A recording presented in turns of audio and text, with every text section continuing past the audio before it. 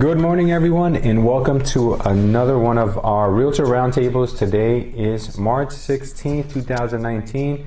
I am joined here today with, we've got a small crowd today. It's just Joelle here typing away behind me, and we have Alejandro, who's always here, never misses out. Say hi, Alejandro. Hello, everyone. Always ready to learn. Always ready to learn. So today, guys, we're going to cover three. Audio's a little echoey. Is it really? Okay, let's see. How about right now? It's fine. When you switch to Alejandro, It's echoey when I'm Alejandro? Okay. All right, so today we're going to talk about 3 questions we should ask every seller before we go on a listing appointment.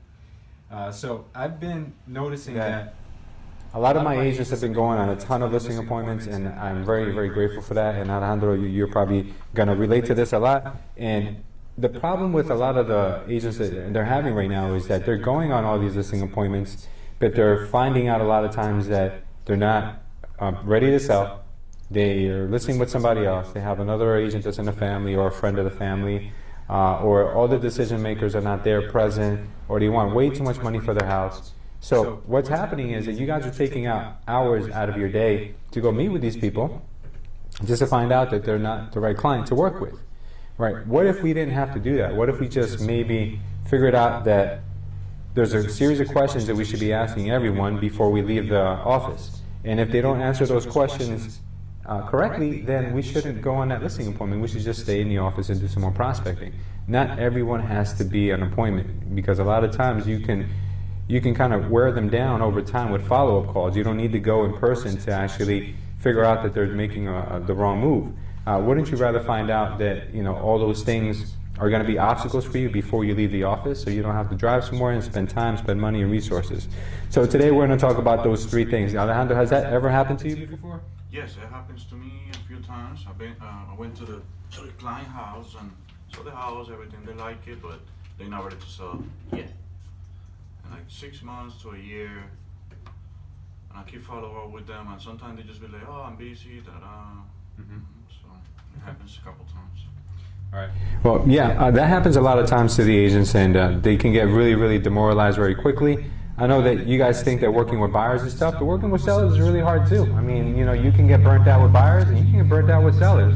Believe me, the grass is not greener on the other side. But what can improve is your dialogue and the questions that you're asking these people. Not everyone deserves your time. Not everyone is ready to meet with you to start burning some of your time.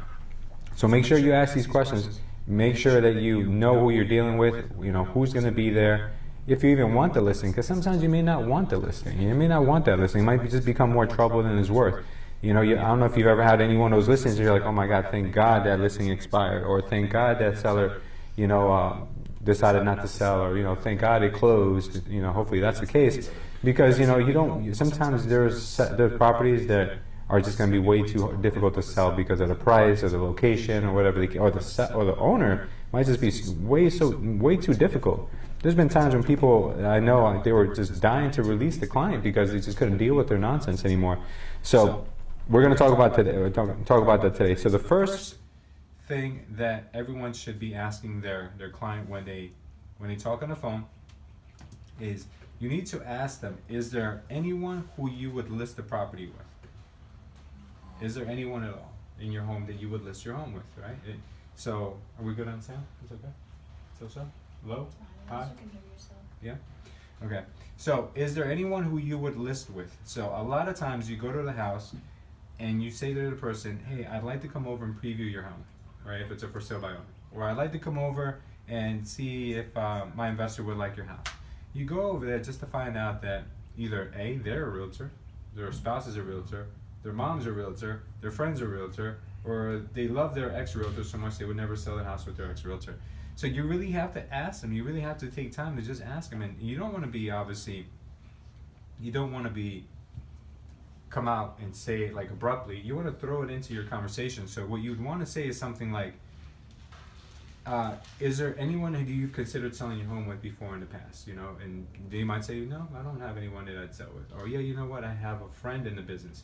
And you know why that's great? Is because while you're on the phone, they can tell you, yeah, my friend Bill Smith, he's my agent. Oh, Bill Smith, where does he work out? Oh, he works out of XYZ Real Estate, and Scotch Plains. Oh, really? Okay, let me look him up. Oh, it turns out that, you know what, looks like Bill Smith had 2 sales last year, and it doesn't even have a picture up on his profile. So what you could do with this is you get the information up front, and you can really find out if that person is a good agent. And you can say, well, Bill Smith doesn't look like he's a full-time agent. Is he a part-time agent by chance? Because he only reporting 2 sales last year. You know, meanwhile, my group or myself, we have over 100 sales in the last 6 months, and we have over 100 reviews. You know, just to kind of compare apples to apples, I was just wondering if he's a full-time agent. So, you know, you have the ability to challenge them going with someone else when you're in the comfort of your office with the computer in front of you. But when you go visit them and then they catch you off guard when you're holding, you know, your laptop in one hand and holding a listing agreement on the other hand, it's going to be very hard to get them to understand that, hey, maybe they shouldn't work with you because you don't have the facts in front of you. So, you know, you want to make sure that you always have something that you can hang your hat on. So make sure you ask them that question first. Is there anyone who you would list a home with? If they tell you no, that's number one. That's good. Now you have something that you can sink your teeth into. All right, that's already one good sign. Right? So I don't know if that's ever happened to you. I've had it happen to me all the time. So I have agents who go on a lot of listing appointments for sale by owners, right? And it could get so frustrating because with for sale by owners, what's going to happen is a lot of agents say, can I go preview your home? And that is the worst thing you can say. Because you're going over there with the pretense of the seller thinking that you just want to come see the home for a buyer, right? Meanwhile, you probably don't have a buyer for that specific house. So the seller is thinking you're coming, you know, to look at the home with a buyer. You're coming with a listing agreement in your hand thinking you're going to get the listing. You guys are on 2 different wavelengths. You're not even talking the same language. So what you need to do on the phone is tell the seller, hey, listen, I know a lot of real estate agents are calling you and telling you they can sell your home because they have a buyer. The truth is, no one can specify that they have an exact buyer for your home because every home is very specific to a person. So what I'm telling you is that I want to come over because I want to show you how I sell homes. And when you decide to list with a broker, I want to be the first one you think of. You know, I'm not going to lie to you and say, hey, I'm coming over to preview your home. They're going to respect that. And they're going to like the fact that, you know what, I know I'm getting a lot of agents telling me, yeah, I want to list my home with, I'm sorry, I want to come and show, see your home so I could, you know, show it to a client later on. And that's just BS. So people really appreciate when you don't lie to them and you tell them the truth straight up. So go over there and first tell them, you know, once they say no, they don't have an agent they would list with, tell them, well, listen, I would love to come over there and show you how we market our homes. We have a proprietary system of how we market our properties. You know, we're the largest real estate company in the area, or we're the #1 company in New Jersey for marketing, media, and those types of things. Like you can just say a lot of things that you can specify to the person that my intentions are to come over there and list this property, not to preview it. So make sure you're talking the right language. So when you go there, you already know that you're not going to get hit with, is any, you know, that, I'm sorry, but my sister is a real estate agent, I'm going to list with her. All right, so that's #1. All right, so let's talk about the next thing that you can ask a potential listing when you have them on the phone. How much would you sell your house for? A lot of people don't even, they totally bypass that. Why would they bypass how much the home is going to be sold for? You know, it's one of the most important things. If you see the home on the screen is worth about $350,000, and you have them on the phone and you ask them, if you were to sell your home, how much would you list it for? If the person says $500,000 and it's worth $350,000, and you ask them, okay, how did you arrive to that number?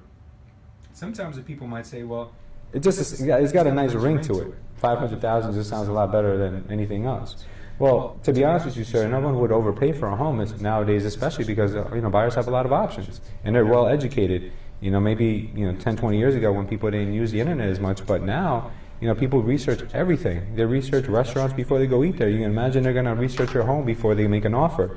So you want to be in line with what people are paying for homes like yours. I feel that your home is probably better priced at $350,000 to $375,000. Is that something you would entertain? If the person says no, I would never entertain that number, don't waste your time.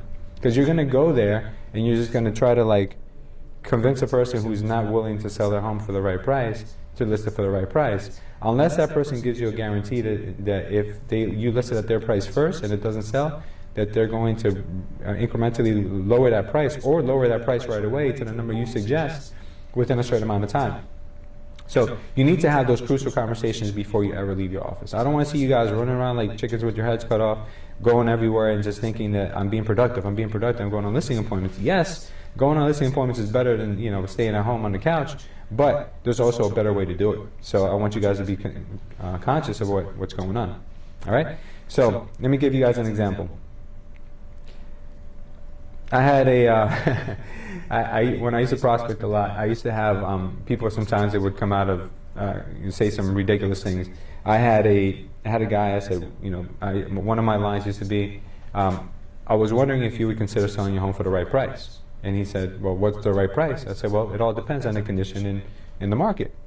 And he says, well, I have a number in mind. I'm like, well, how much is the number? And the guy said, $1 million. And me, you know, he was like, you know, crazy, out of his mind, $1 million. I said, well, okay, well, if it's $1 million, can you tell me why? He's like, because I just want $1 million, that's what I want. And then right from the door, I knew this guy wasn't serious, so I wasted no more time.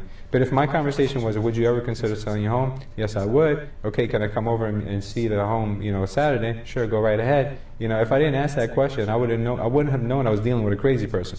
You know, it was literally twice the price of what it was probably worth.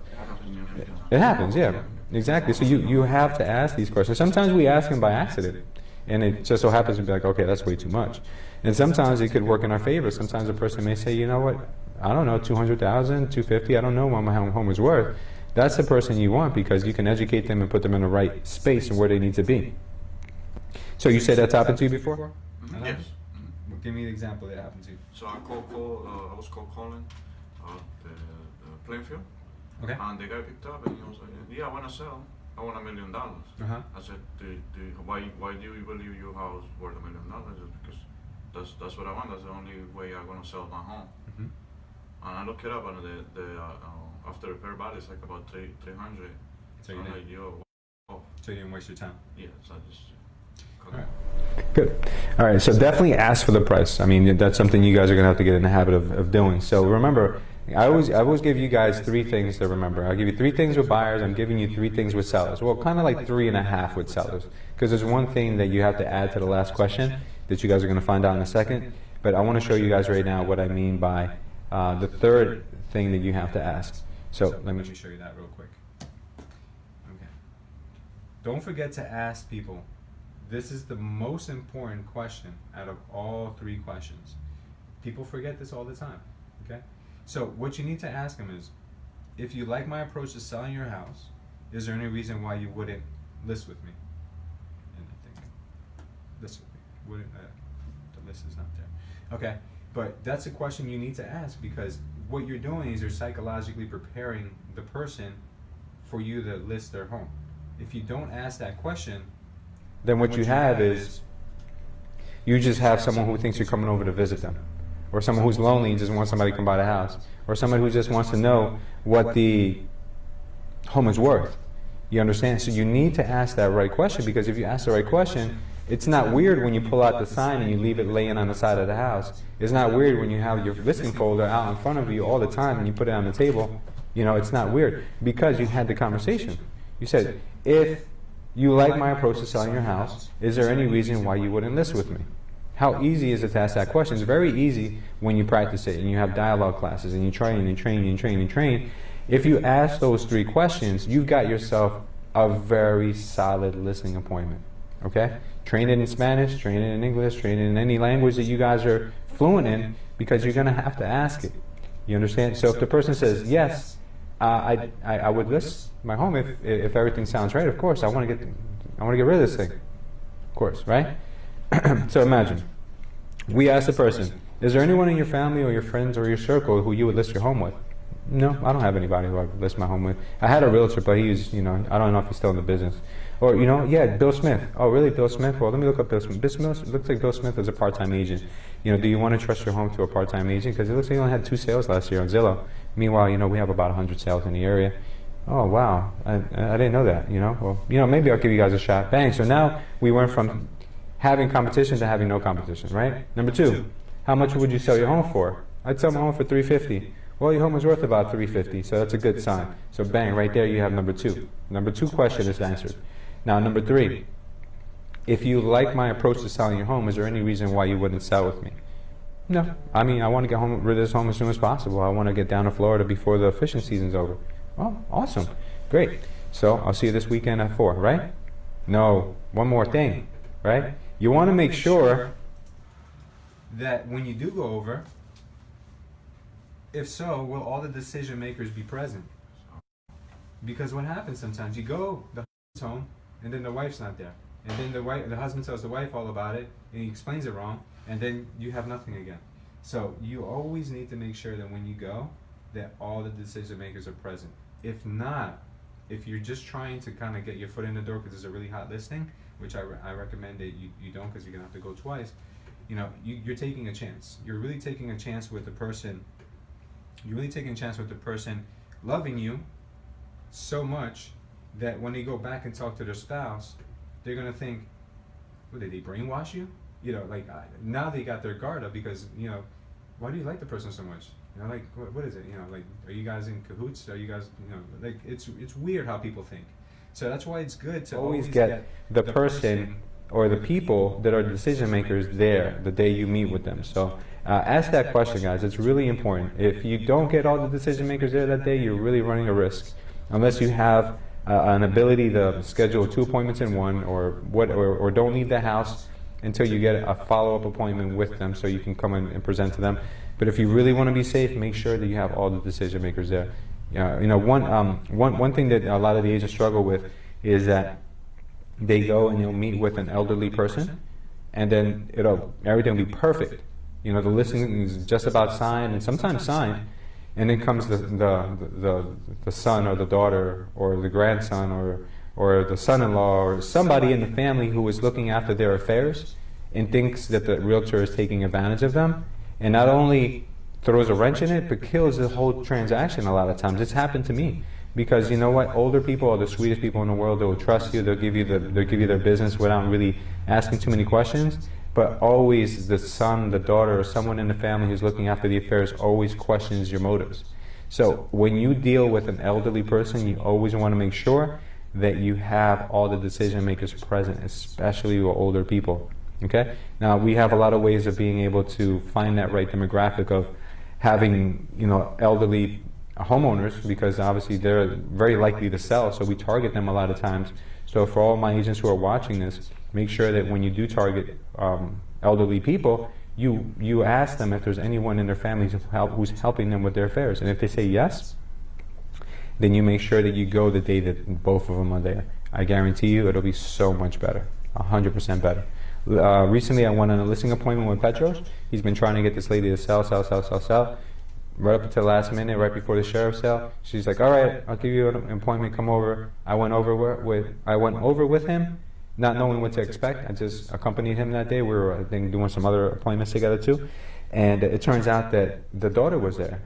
So me, and knowing from what I know from experience, instead of trying to win over the mom, because the mom was really tough to win over, because she was just so skeptical of everything. Usually it's the other way around. Usually it's the mom who's like, "Okay, let's do it," and the daughter or the son is like, "No, let's not." So I totally bypassed the mom, and I really went for the daughter. And I spoke to the daughter, and I told the daughter, explain everything the way it works. Obviously, I didn't ignore the mom, but I really made sure that I connected with the daughter. And what happens at the end? The mom looks over to the daughter. "What should I do? What should I do? What should I do?" And that's exactly what happens all the time, because they always look for moral support from their family members, and the daughter said, "Mom, do it. You got no other options. Do it. You know, sell your home."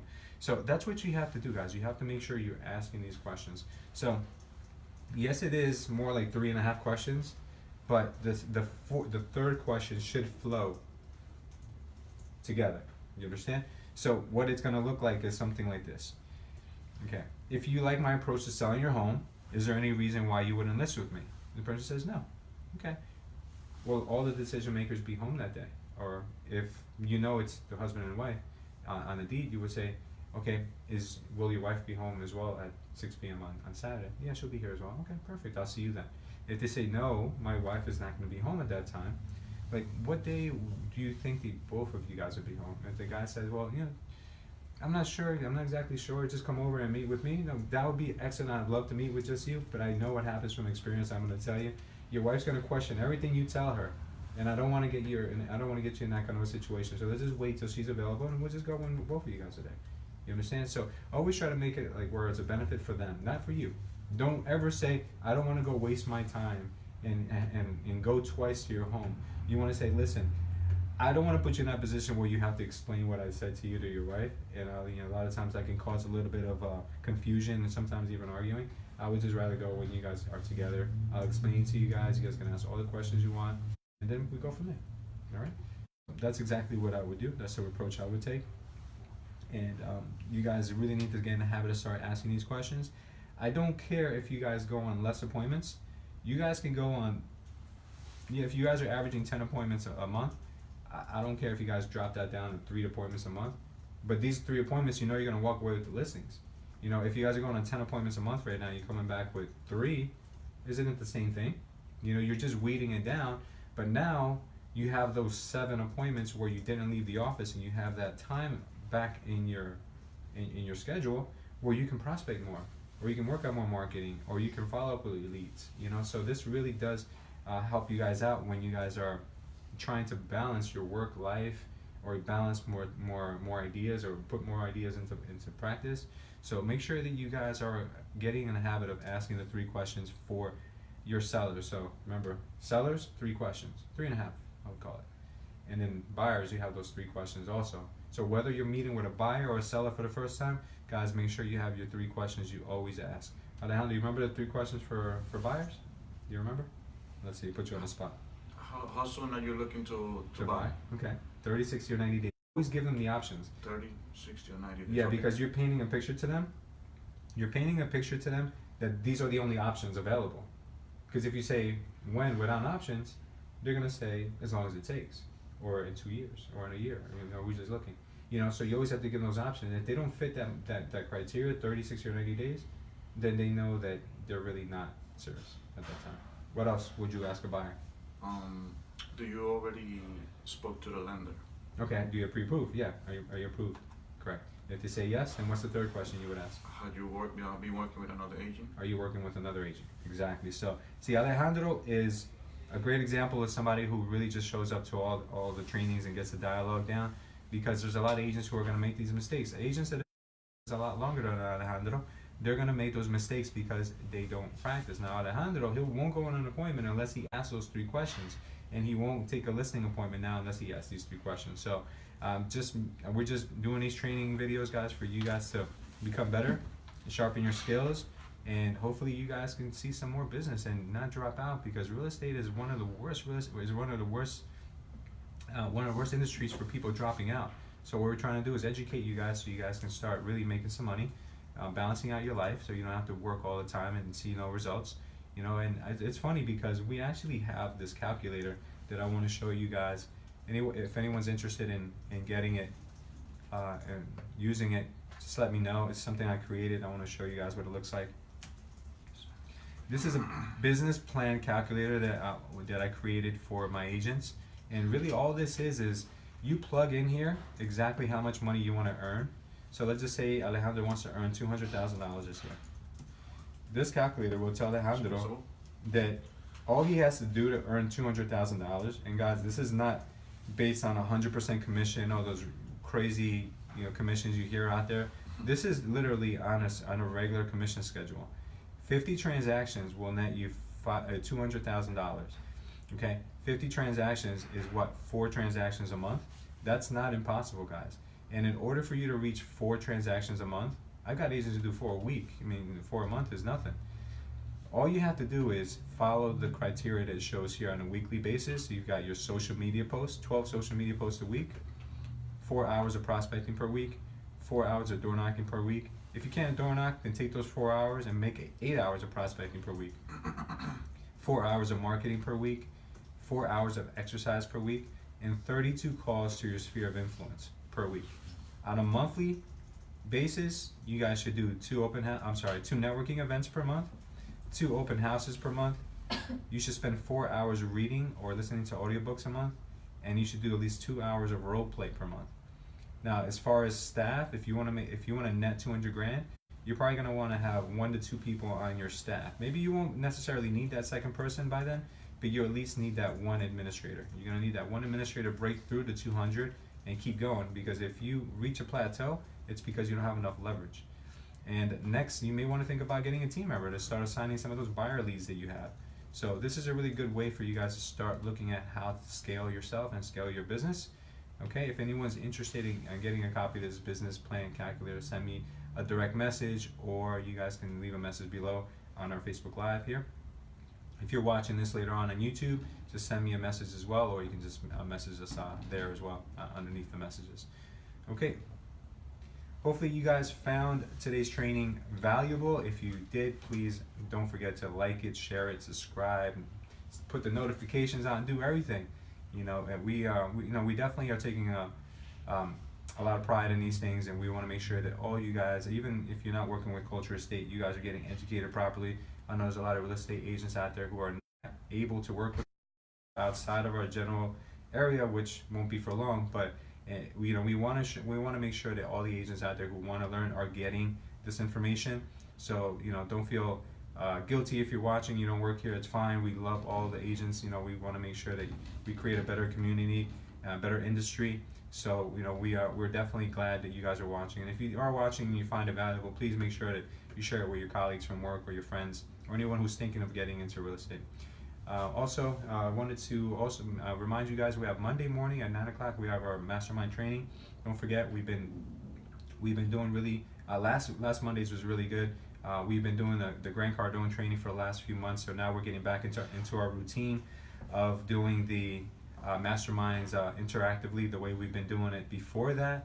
This Monday we have Esther. She's one of our newer agents. She's going to do her mastermind speech, and we have First Equity coming in too. They're going to talk to us about the mortgage side of their business, because they do hard money, but they also have a mortgage side. A lot of people don't know that. They have actually a residential lending side. So they're going to talk to us about the changes that are coming into FHA. So that'll be really interesting. There's a lot of little changes that are coming into effect. They could affect our business as well. So that's Monday. And don't forget, guys, just pop in. You don't have to be a real estate agent here. You don't even have to be an agent. If you're just an investor or someone that's thinking of maybe getting their license, come in and check us out. It's open to the public. So thank you guys once again for watching our program today. I'll see you guys next Saturday, Realtor Round Table. Thank you all. Have a great day. Enjoy your weekend.